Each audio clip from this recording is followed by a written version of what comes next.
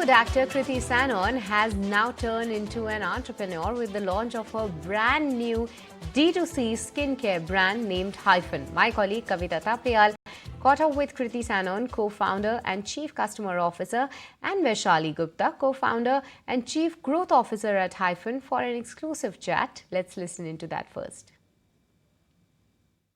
All right, Kriti Sanon and Vaishali Gupta, thank you so much for joining in and welcome to the Money Show, where we talk about money and every aspect of money. So, Kriti, before I begin, very happy birthday to you and congratulations for your entrepreneurial journey. How do you feel? Thank you. Thank you so much. I feel amazing. It's sort of a birthday gift from the team of Hyphen, to me, that we've actually launched on my birthday. So I share my birthday with Hyphen now, which is amazing. And yeah, it's nice to start something new on your birthday. Exactly. It's a fresh start. It's something different, something new, something that doesn't have anything to do with me being an actor, actually. Okay. So it's a different aspect, journey of my life. And I'm really happy to be sharing it with Team Hyphen. That's exciting because something coming from you and Vaishali, the hopes are already very high. So I want to know everything about Hyphen. First, the name. How did you guys come up with it? So first, Kriti, you go, and then I'll ask Vaishali the same question, the journey of the name. The name, I think, is very important for any brand, and it needs to kind of stand for what the brand does, what it says, the brand philosophy. At the same time, it needs to be catchy. It needs to be something easily spoken. And in our case, we also wanted it to be cool. So, so all of that. I remember it took us very long to find a name because we were just not getting happy with anything and everything. And I remember being on Pinterest and I was Googling beautiful words and their meanings constantly. And it was... I was just not liking anything, and we were just sharing names with each other on the group, which had no brand name to it. It just felt beautiful. It felt apt because we're hyphening nature and science. We're hyphening a lot of really good ingredients and making power-packed products. We're hyphening certain steps at times, like our sunscreen also is a moisturizer come sunscreen. We're hyphening multiple benefits in every product. So it just kind of felt right. And I just feel like Hyphen as a philosophy to me is like you can hyphen anything to your life. You can have it all. People say you can't have it all, but why not? Just hyphen it.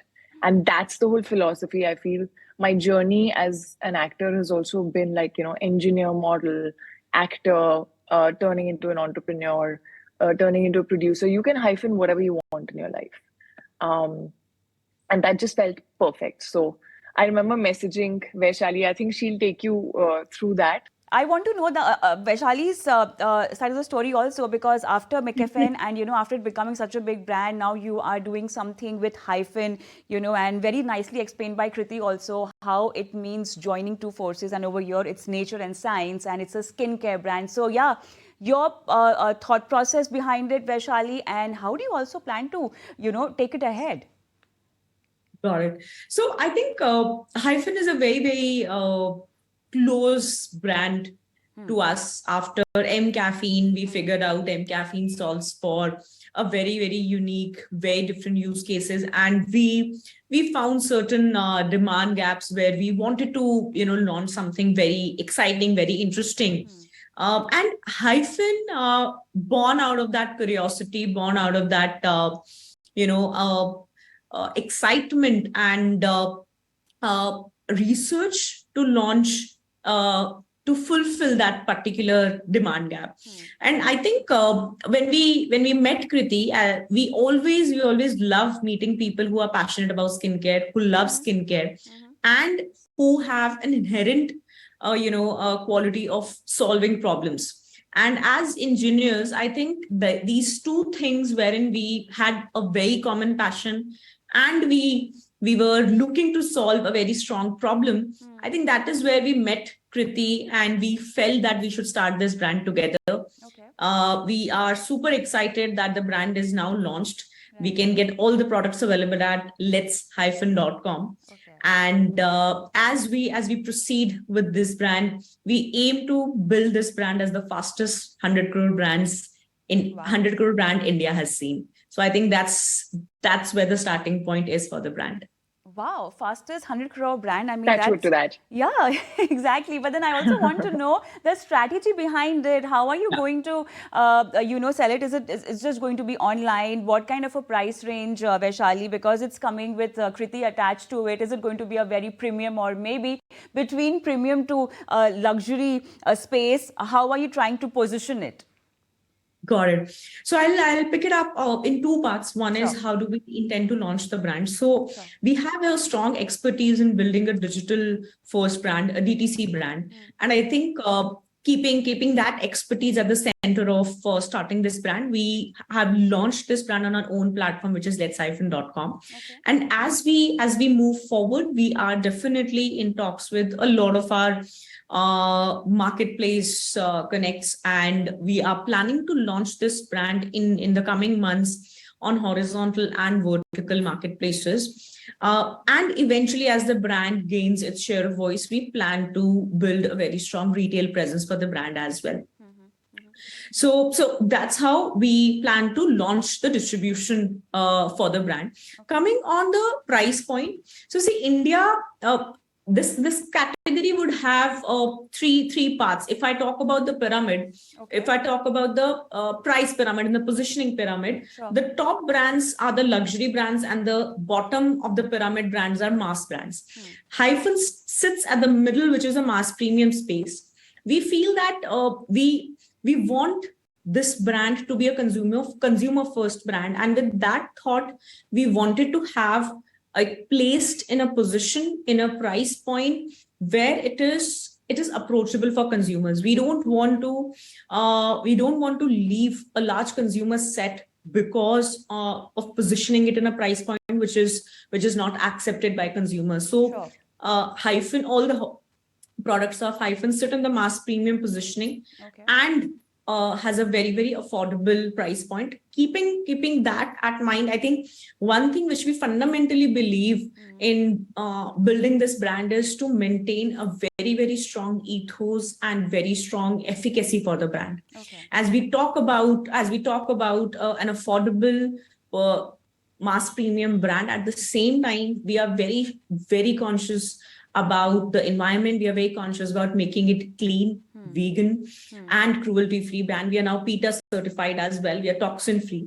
At the same time, we feel the brand has to hold all the best set of ingredients and provide a strong efficacy to all the concerns and all the solutions people are looking out for Indian markets. Right. So I think combining the efficacy and combining the ethos along with the affordability is what we will be delivering at Hyphen. Vaishali, what about you? Your first skincare brand, and also how are you going to deal with competition and competitors? I think I honestly don't remember the first brand. I remember the recent brand, and that is definitely, I'm currently using the Hyphen products.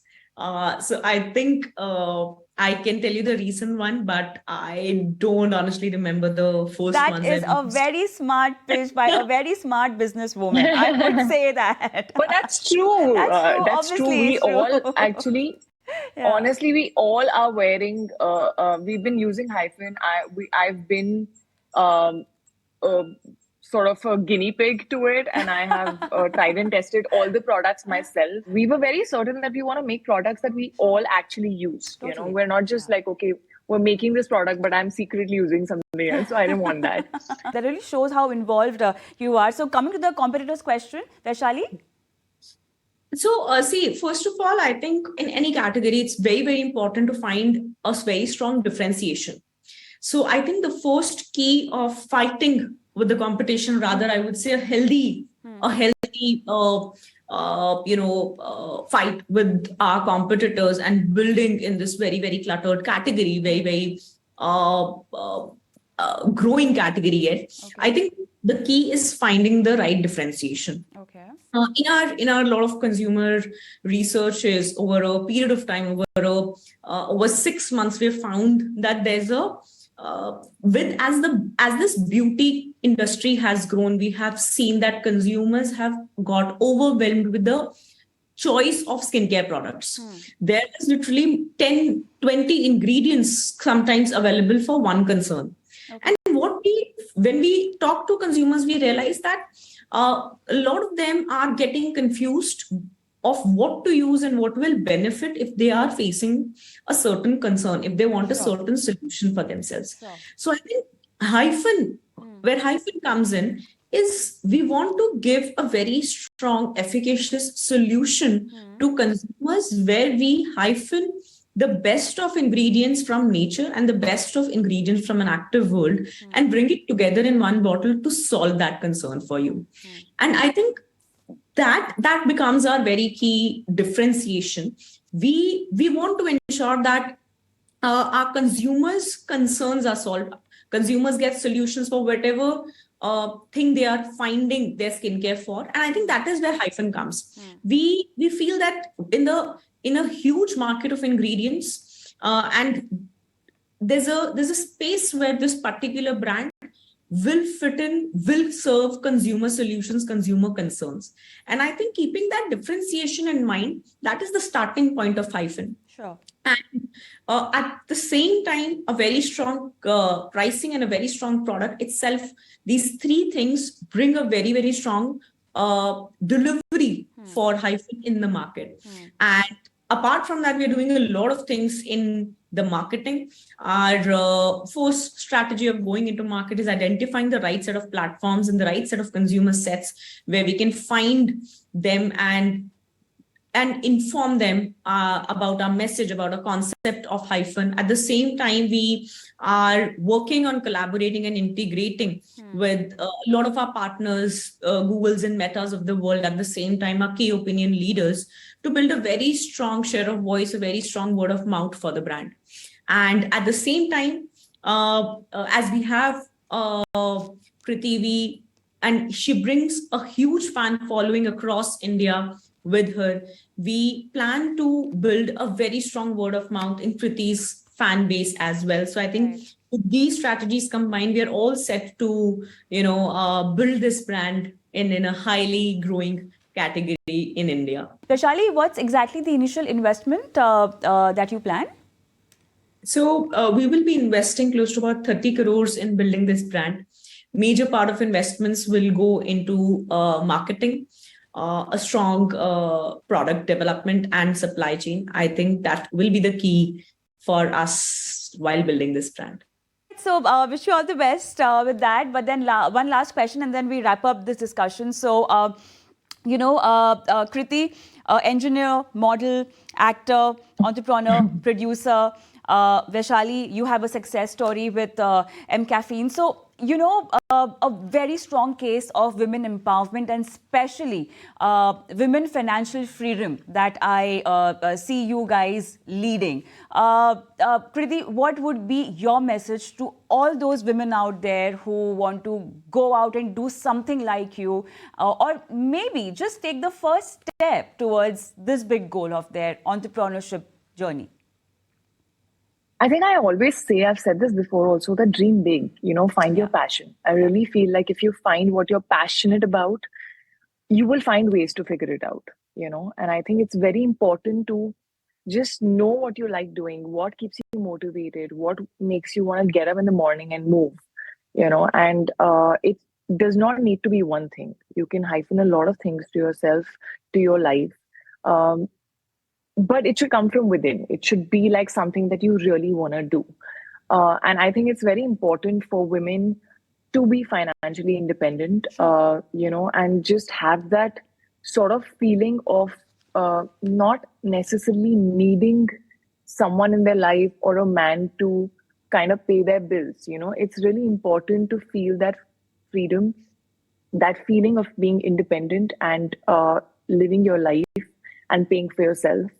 And it's just very, very important for each and every person to be doing that, men or women.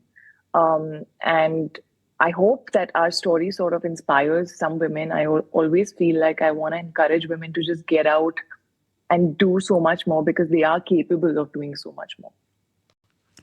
Vaishali? I think, firstly, I agree to Kriti's point and backing on that. I think we've discussed this a lot of time, me and Kriti, and I think, Kavita, we've also had a great chat, I think, last year on this particular question, right? And I strongly feel that two things. One is, if as we build Hyphen, I think a very strong legacy for Hyphen would be if we can create and if we can actually encourage a lot more women leaders to come out and actually start something. And I think that would be the biggest achievement of, for us to build Hyphen. And second, I think this is a message I would send out to all the women leaders, that I think ecosystem is much more flourished and much more grown for women leaders now. And I think it is time for them to just step out, fight for themselves, and just live their dream and follow their passion. And I think as a woman, I feel we have so much of strength and so much of courage to do a lot of things. If we think of starting something, I think we will be creating histories. So I think I would just say, just go out and do something and fight for that. And I think your families, your friends, everybody around you will be supportive and will be encouraging you to achieve that. And that would be my message to all the women leaders. All right. Very interesting and a very exciting journey for both of you. And we really wish you all the best and just can't wait for Hyphen. Thank you so much for being on the show today. Thank you. Thank you.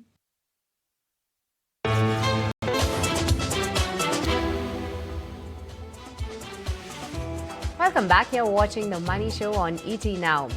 Let's move on. And there's an important saying that's from Albert Einstein, who says that compound interest is the eighth wonder of the world. He who understands it earns it, and he who doesn't pays it. So what exactly is compounding and how does it help in growing your wealth? Let's decode the mathematics behind compounding your wealth. And for that, we are being joined by Arun Kumar, Head of Research at fundsindia.com. Hi, very good evening, Arun, and thank you so much for your time to ET Now. When it comes to the word compounding, in Latin terms, it means put together. In terms of the financial, in a financial sense, we have seen wonders happening, but at what point in time, from my first question, would just want to know that how early one should start focusing on compounding, and then probably what sort of wonders that you have seen over the years. Share some of your experience on that front. Yeah, so the broad idea of compounding is fairly simple. Instead of a theoretical explanation, let's say you are making 10%. Over 7 years, how much do you make? Now, most of us do the math saying 10% into 7. So it should probably be 70%. Now, in reality, you actually make 95%. Now, where is this 25% coming in? That's what people refer to as compounding. What it does is very simple. Let's say you have $100 and then there is 10% on it. First year, you make 10% on 100, which is 10 rupees. Now, mentally, we think the second year also it will be the same 10. But we forget that the 10 rupees also gets added to your base, and now your base is 110. So the same 10% return is now able to provide you 11 rupees instead of 10. And eventually, the next year, it's probably at 121 as a base, you make 12 rupees. So eventually, this gets added, and that's how you see that extra 25 that I was talking about, right? So net, the broad idea of compounding is that initially, it is your original amount that takes the load, but over a period of time, your returns also provide an additional amount which gets added to your base.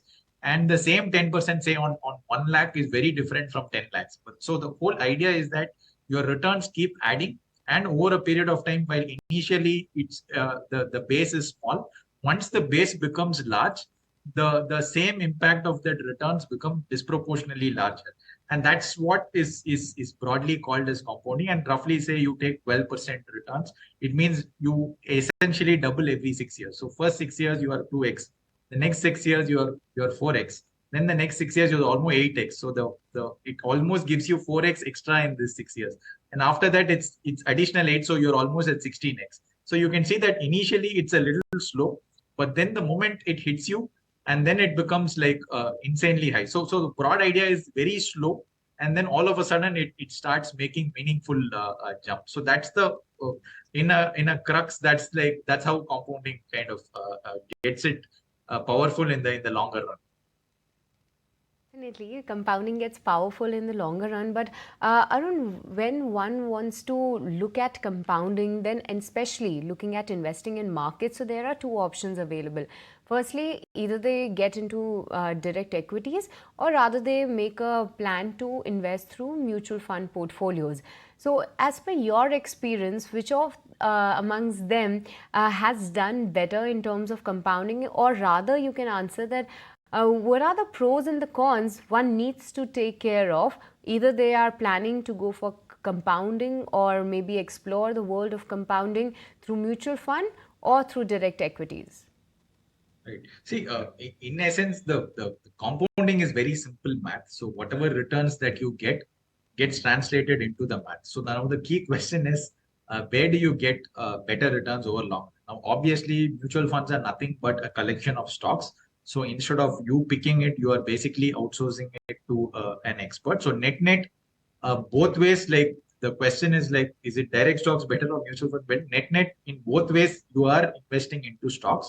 So the whole question is all about how good are you at stock picking. Now, if you can pick brilliant stocks and you are a great stock picker, then maybe you might do well. But let's say a mutual fund where you've already outsourced it to another expert, that expert is also going to do the same thing, but probably it is far more diversified so that the risk is lower. And if you can identify a good fund, then overall you are reasonably ensured that you get a reasonable return over the long period of time. So net, the broad idea would be that you will get the underlying returns from a collection of stocks. Now, if you are a stock picker, then obviously you can do it on your own. But otherwise, it's far more effective to outsource it if you already have a day job and you don't want to spend your time on. So I think compounding net is pretty much the same across both, depending on. So finally, the net point is that what is the return that you make through the stock selection and construction of portfolio is finally what will change. I mean, will decide the final outcome. Just wanted to understand that if somebody is looking to invest an amount of maybe 10,000 in SIPs, then going ahead, what sort of a return expectation that person will be having? Any thumb rule where he can plan his investments? Any rule that you wish to highlight on that front?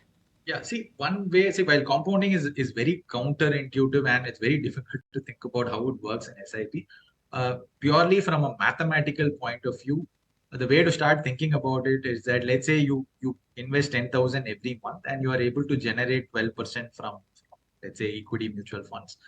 Then it will take you almost 8 long years to hit your first 16 lakhs. But that's when the magic starts. The next 16 lakhs that you want to get won't take you 8 years. It takes you only half the time. It takes you only 4 years. And then again, the next 16 lakhs comes in 3 years. Then the next 16 lakhs comes in 2 years. And after that, it's almost 1/3 of a year.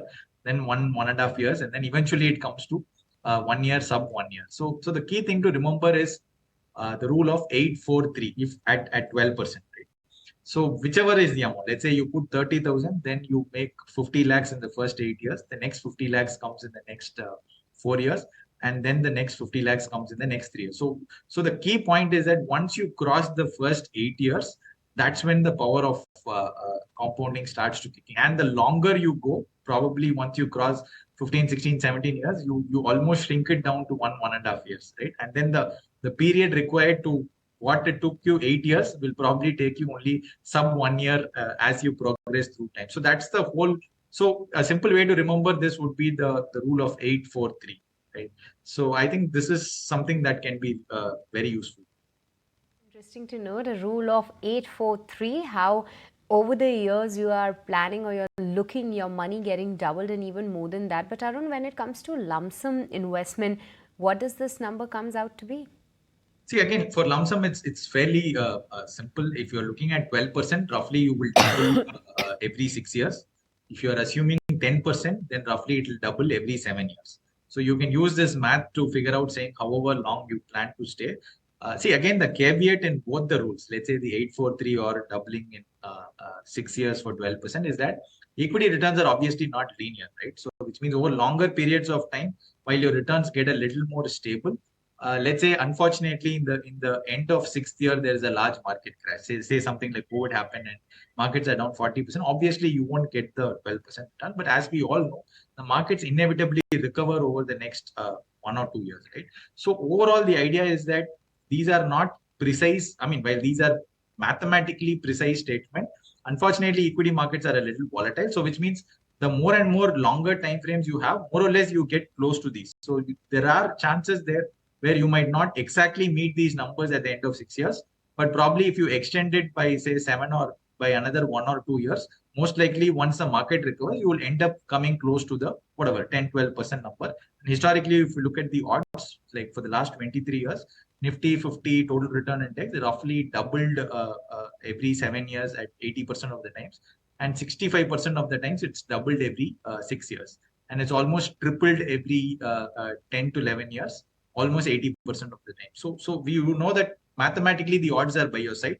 Those 20% of the times where the odds don't work out for you, you might need to extend it by 1-2 years. So you can look at this as a rough thumb rule, but again, and the odds are by your side. But the key point is if you don't hit that number by that end point, you will need to be mentally okay to extend it by 2 or 3 years. But the broad idea is that the longer the time frame, 15-year plus, is where you really see that power of compounding actually kick in big time.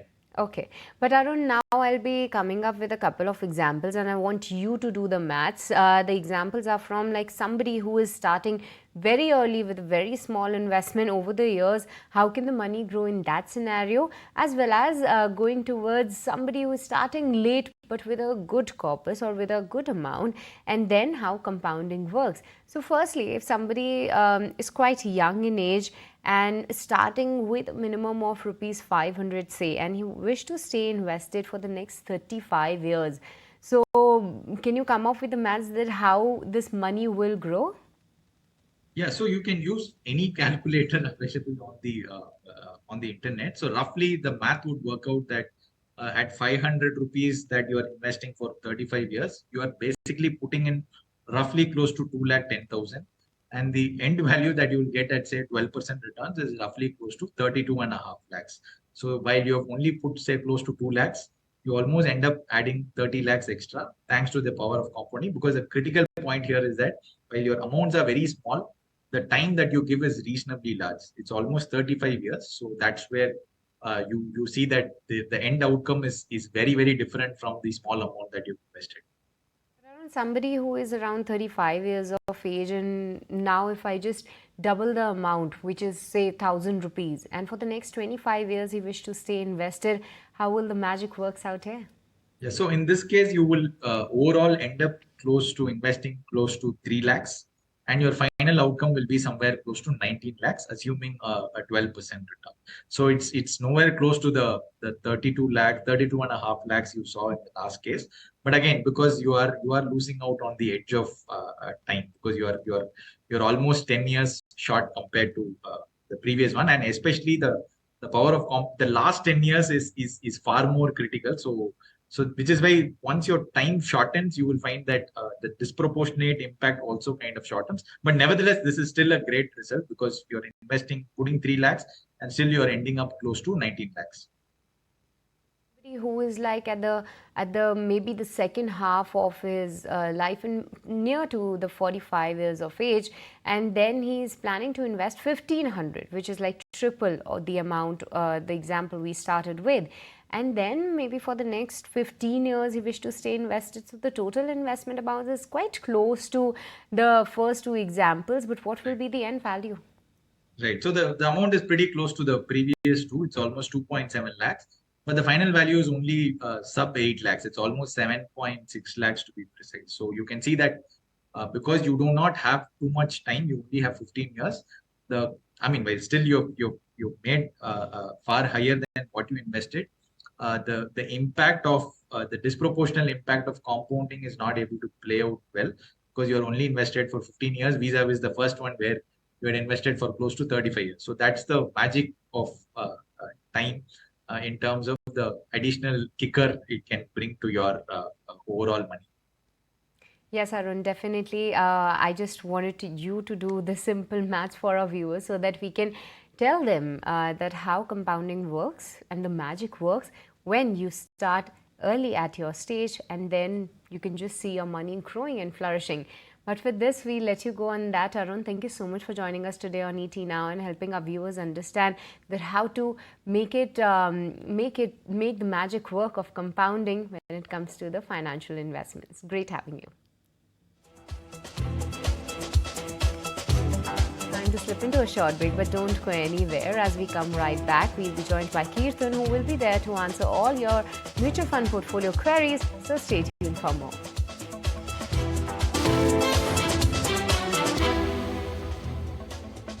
Welcome back to the Money Show on ET Now, and it's time to take all your mutual fund portfolio queries, because we know that there are a plethora of funds that are available in the market to invest your hard-earned money in.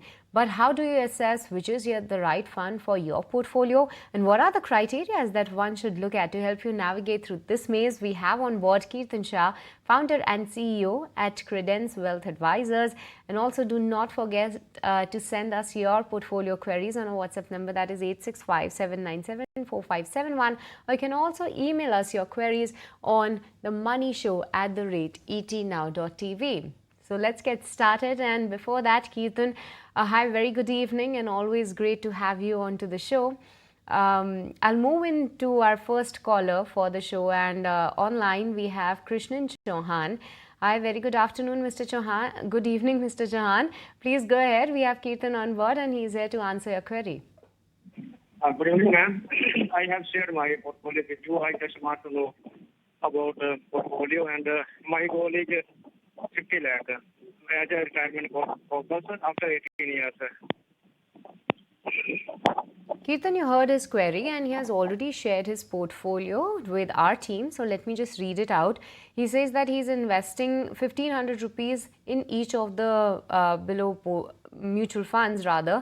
Firstly is ICICI Prudential Small Cap. He also has investment in Kotak Emerging Equity, SBI Large Cap and Mid Cap is the third one, and HDFC Flexi Cap. In all of these, he's investing rupees 1,500 each, and his goal is to get 50 lakh rupees in next 18 years. He started investing since the last month itself. So review his portfolio and any suggestions that how exactly can he reach his goal in the next 18 years. Mr. Chauhan, first of all, let me divide your question into two. First, let me talk about your goal-based investing that you are really looking at. So, assuming that your portfolio will be able to generate a 12% CAGR over the next 18 years, your 50 lakh portfolio will actually need a 7,000 rupee a month SIP. So, if you are doing 7,000 rupee a month, which is 1,000 rupees higher than what you are currently doing, and assuming that your portfolio will generate 12% CAGR, in 18 months, you should be able to accumulate 50 lakhs. So just increase your SIP by 1,000 rupees more. Talking about your portfolio, look, from a macro standpoint, your portfolio is very well diversified across small cap, mid cap, large cap. I just have one small suggestion looking at the overall overlap of the schemes. You can continue with your ICICI, Kotak and SBI. But I'll suggest you kind of move your HDFC Flexi Cap into Parag Parikh Flexi Cap. What that will do is make sure that you have some value investing style included in your portfolio, but it'll also give you a little exposure to international equities, which your current portfolio does not have. So everything stays constant. Just change your HDFC Flexi Cap to a PPFAS Flexi Cap. Okay, Mr. Chauhan, that's the advice coming in for you. But moving on to the next query then, Kirtan. This question is from Anil from Agra, and he says that he's a new investor. Which portfolios are the best to invest is his question. He's interested in investing through SIP of rupees 5,000 per month for around next 4 to 5 years. So any suggestions in which portfolio or in which mutual fund he should go on? Great. I think first, congratulations that you've taken the right step to move to mutual fund investing to start. But because you are a new investor, there are two suggestions that I really want to give you to start with. First, try and keep your investment horizon slightly longer. 4 or 5 years, ideally, will only restrict you to take exposure to large cap and a little bit of mid cap. But if you really want to do small cap investing, you will need 7, 8 years of investment horizon. So see if you can increase your investment horizon from 4, 5 years to at least 7, 8 years. Definitely avoid sectorial investing or looking at the last 3 years of return of any particular scheme and investing. If you follow these two advice, I think your journey with mutual fund investing should be good. Talking about where should you invest your 5,000 rupees of SIP? Because your time horizon is slightly smaller, I would largely suggest you to stick to only large caps as most part of your portfolio and a little bit of exposure to mid cap.